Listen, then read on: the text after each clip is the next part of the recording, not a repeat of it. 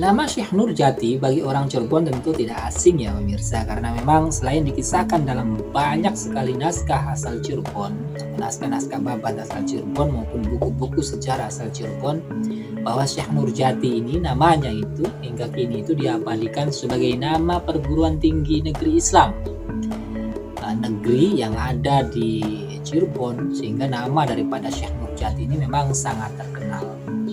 Namun siapa sih sebetulnya itu Syekh Nurjati?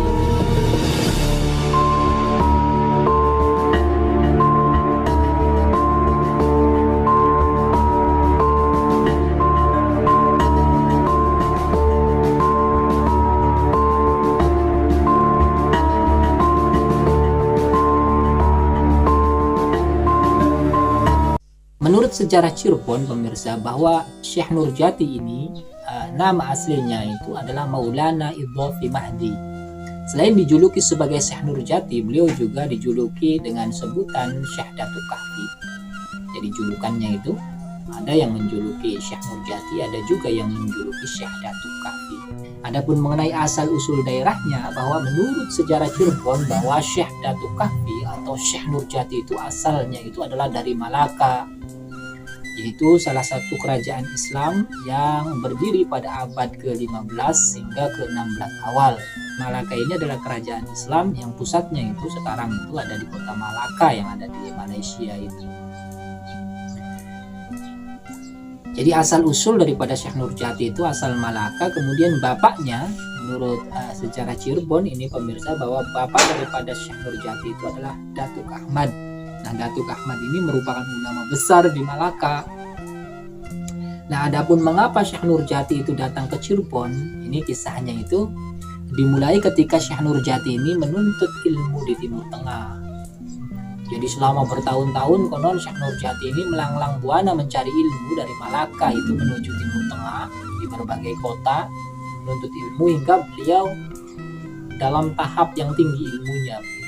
Dan pada suatu ketika, menurut sejarah Cirebon itu Syekh Nurjati itu rupanya berjodoh dengan Syarifah Halimah. Syarifah Halimah ini adalah merupakan putri keturunan Nabi Muhammad pemirsa, kemudian juga masih kerabat dengan Sultan Baghdad. Nah, kemudian dari hasil perkawinannya dengan Syarifah Halimah itu, Syekh Nurjati itu memperoleh beberapa orang keturunan. Akan tetapi pemirsa, ketika keturunan daripada Syekh Nurjati itu masih kecil-kecil begitu, dan Syarifah Halimahnya juga baru beberapa tahun dinikahi oleh Syekh Nurjati, Syekh Nurjati itu atau Maulana Idhofi Mahdi itu ditugaskan oleh Sultan Baghdad untuk berdakwah, mengajarkan atau menyebarkan Islam di daerah-daerah yang belum tersentuh Islam. Dan daerah yang dimaksud itu adalah Pulau Jawa. Akhirnya atas titah daripada Sultan itu, Syekh Nurjati kemudian berangkat berlayar ke Pulau Jawa, dan daerah yang dipilih sebagai medan dakwahnya itu adalah wilayah kerajaan Pajajaran, yaitu Pasundan itu, atau wilayah kerajaan Galuh ya, waktu itu belum terbentuk Pajajaran, sebagai wilayah dakwahnya. Nah, singkat cerita pemirsa, Syekh Nurjati setelah berlayar berhari-hari kemudian sampai ke Pulau Jawa, beliau memutuskan untuk memilih negeri Singapura, tepatnya daerah Gunung Jati itu di Cirebon itu kalau sekarang itu menjadi tempat dakwahnya, dan disitulah beliau itu akhirnya mengajarkan agama Islam kepada penduduk setempat. Dan kemudian dikisahkan pula bahwa Syekh Nurjati ini nantinya berjodoh dengan seorang janda kaya raya asal Pasundan, dan dari kekayaan janda kaya raya itulah kemudian Syekh Nurjati itu membangun pesantren di Giri Amparan Jati. Dan pada waktu itu penguasa Singapuranya, Ki Gedeng Jumajan Jatinya, itu mengizinkan Syekh Nurjati untuk membangun pesantren di situ. Dan singkat cerita pemirsa, bahwa dakwah Syekh Nurjati ini rupanya diterima oleh kalangan masyarakat pada waktu itu, sehingga penguasa Singapuranya itu kala itu masuk Islam dan kemudian juga berguru kepada Syekh Nurjati.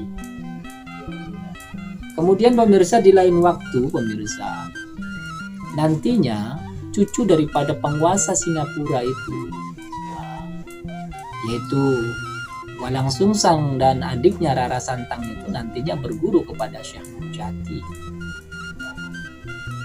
Dan setelah tamat begitu Syekh Nurjati belajar Islam kepada Syekh Nurjati, setelah tamat kemudian Pangeran Cakrabuana atau Pangeran Walang Sungsang dan adiknya Rara Santang itu kan diperintahkan oleh gurunya Syekh Nurjati itu untuk menunaikan ibadah haji di tanah suci. Dan nantinya Rara Santang berjodoh dengan Syarif Hud, dan kemudian Pangeran Cakrabuana kembali lagi ke Singapura dan di kemudian hari mendirikan Kesultanan Cirebon. Pangeran Cakrabuana itu kan begitu. Jadi intinya bahwa Syekh Nurjati itu pemirsa adalah ulama kelahiran Malaka, dan beliau ini dalam sejarah Cirebon tercatat memiliki beberapa orang istri, dan salah satu istrinya itu adalah Syarifah Halimah yang ditinggal waktu beliau berdakwah di Cirebon. Nantinya pemirsa, bahwa masih menurut sejarah Cirebon, ketika besar anak-anak daripada Syarifah Halimah itu nantinya menyusul Syekh Nurjati, dan anak-anak yang dimaksud itu diantaranya itu adalah Syarif Abdurrahman, Pangeran Panjunan gitu, Syarif Abdurrahim, Pangeran Kejaksan itu, dan beberapa putra-putra yang lainnya nanti menyusul ke Cirebon membantu dakwah bapaknya Syekh Nurjati itu. Jadi Syekh Nurjati ini dalam sejarah Cirebon ini dikenal sebagai Mahaguru. Artinya gurunya orang-orang penting di Cirebon, gurunya Pangeran Walang Sungsang, gurunya kakeknya Pangeran Walang Sungsang, dan gurunya ibunya Pangeran Walang Sungsang juga. Jadi memang Syekh Nurjati ini bukan tokoh sembarangan dan termasuk pelopor Islam di Cirebon ya pemirsa. Syekh Nurjati ini pemirsa kemudian wafat dan dimakamkan di Gunung Jati ya. Jadi di komplek pemakaman Gunung Jati itu, kalau Anda mengunjungi makam Sunan Gunung Jati itu ada 2 gunung itu ya pemirsa, atau ada 2 bukit.